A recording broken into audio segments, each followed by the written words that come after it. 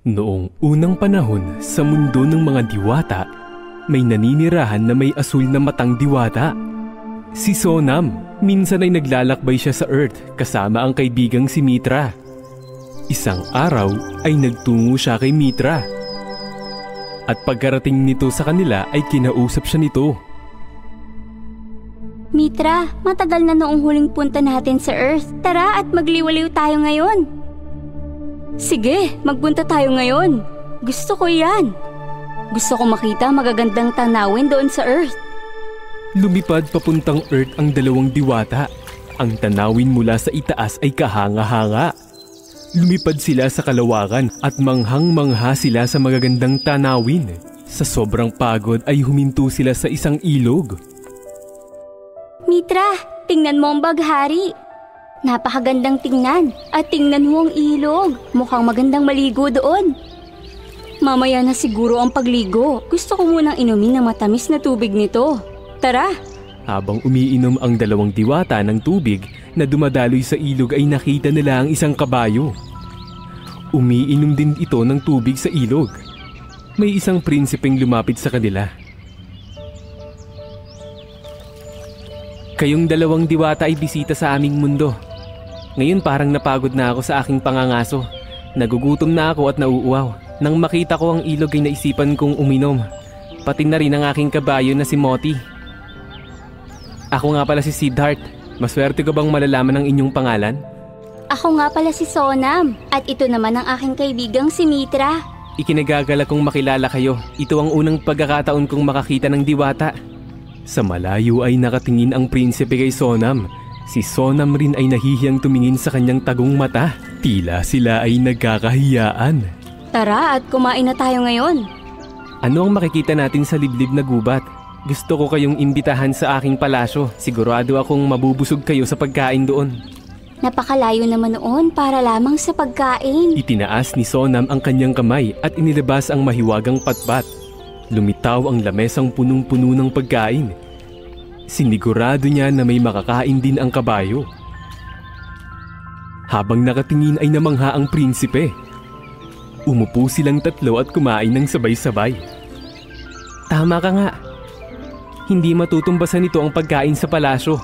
Pakiusap, maaari ba kayong maging bisita ko sa aking palasyo? Kamahalan, salamat sa paanyaya. Ngunit malapit nang matapos ang araw. Hindi kami maaaring magtagal sa Earth paglubog ng araw. Ngunit nangangako ako na babalik kami sa inyong mundo. Hihintayin ko ang araw na yon. Lumipad na palayo ang dalawang diwata. Nakatingin lang ang prinsipe hanggang sila'y maglaho. May isang bruhan na nakamasid sa prinsipe sa di kalayuan. Siya ay nagtago sa magandang anyo. Sa harap ng prinsipe, siya ay isang napakagandang diwata at siya'y lumapit papunta sa prinsipe. Aking prinsipe, ako ay si Sina. Anong ginagawa mo mag-isa sa kagubatan? Halika at maglalakbay tayo sa magagandang lugar. Paumanhin, ngunit mahuhuli na ako. Kailangan ko nang bumalik sa palasyo. Gustong gusto kita.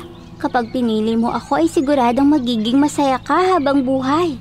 Pangako ko, prinsipe, na palagi kitang aalagaan. Pasensya ka na, ngunit kailangan ko nang umalis. Pagkatapos nito ay umakyat na siya sa kanyang kabayo at mabilis na lumisan. Nagalit ang mangkukulam dahil sa nangyari. Kamahalan, wala kang ideya sa kung ano ang kaya kong gawin. Ngunit isang araw ay mapapasakin ka rin. Makalipas ang ilang araw, naghihintay pa rin ang prinsipe kay Diwatang Sonam, ngunit walang nagpakita. Bumalik ang prinsipe sa ilog kung saan niya unang nakita ito. Nakita niya si Sonam, ngunit isa na siyang napakagandang prinsesa. Pinagmamasdan siya ng prinsipe at siya ay nagtataka. Alam ko, kamahalan, na ako ang hinihintay mo. Ngunit Sonam, nasaan ang iyong pakpak? Pumarito ako bilang isang prinsesa. Paanong nangyaring hindi asul ang mata mo? Mas gusto mo ba ang mga asul kong mata? Oo, mas gusto ko ang asul na mata. Ngunit kung may-ari nito lamang ay si Diwatang Sonam. Siya lang ang aking pinakamamahal na Sonam. Anong sinabi mo? Hindi ikaw ang aking Sonam. Ikaw ay si Sina, ang mangkukulam. Kailangan mo akong pakasalan. Hindi, magpakailanman. Bumuhos ang galit ng mangkukulam na si Sina nang malaman na hindi siya gusto ng prinsipe. Lumayas ka! Sige, maging isang kabayo ka ngayon. Humayo ka na walang pag-asa. Nag-anyong unicorn ang prinsipe at iniwan lang siya ng mangkukulam. Biglang dumating ang diwatang si Sonam galing sa alapaap. Tumakbo palapit sa kanya ang isang unicorn at hinalikan ang kanyang kamay. Hinawakan niya din ito at kinausap siya nito. Paano niya ako nakilala? Dahil sa iyong kaibuturan. Alam kong mahal mo ko. Sinong gumawa nito sa'yo? Isang mangkukulam na si Sina. Nang talikuran ko siya ay ginawa niya akong unicorn. Kamahalan, kakausapin ko ang aming reyna na ibalikan niya sa dati.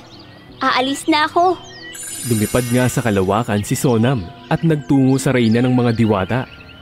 Nangolekta sila ng mahiwagang perlas na magkasamang bumalik sa unicorn. Sa tulong ng reyna ay ibinalik niya ang unicorn sa pagiging prinsipe. Masayang nagkatitigan sina Sonam at prinsipe. Ngunit bumalik ulit ang mangkukulam. Nako, dahil sa prinsipe ka na ulit ngayon na hindi ka pa rin ligtas. Sisirain ko kayong dalawa hanggat hindi mo na makita pang muli si Sonam. Maging bulag ngayon din. Nawala ng paningin ang prinsipe at siya'y nabulag. Wala na akong makita. Tulong! Huwag mag-alala, prinsipe. Maaari kong ibigay ang aking mata para sa'yo habang ako'y nabubuhay. Hindi! Sonam! Huwag mong sabihin yan. Ayos lang kung bulag ako. Nakikita ko naman ang mundo sa iyong mga mata. Lumitaw ulit ang reyna ng mga diwata. Gamit ang kapangyarihan ay ikinulong niya ang bruha at tinanggal lahat ng mahika.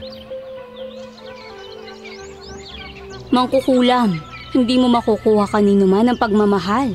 Ang pag-ibig ay hindi dapat madamot. Ito ay nagsasakripisyo. Sonam at prinsipe, kayong dalawa ay inilaan. Totoo ang inyong pagmamahalan para sa isa't isa at ang totoong pag-ibig ay hindi matatalo. Prinsipe, ang paningin mo ay babalik na muli. Maaari na kayong magsamang dalawa. At nagpakasal nga si Prinsipe Siddharth at Sonam. Ang diwatang may asul na mata at sila'y nagsama ng masaya. If you enjoyed this story, please like and subscribe our channel and press the bell icon to get future updates. And don't forget to comment.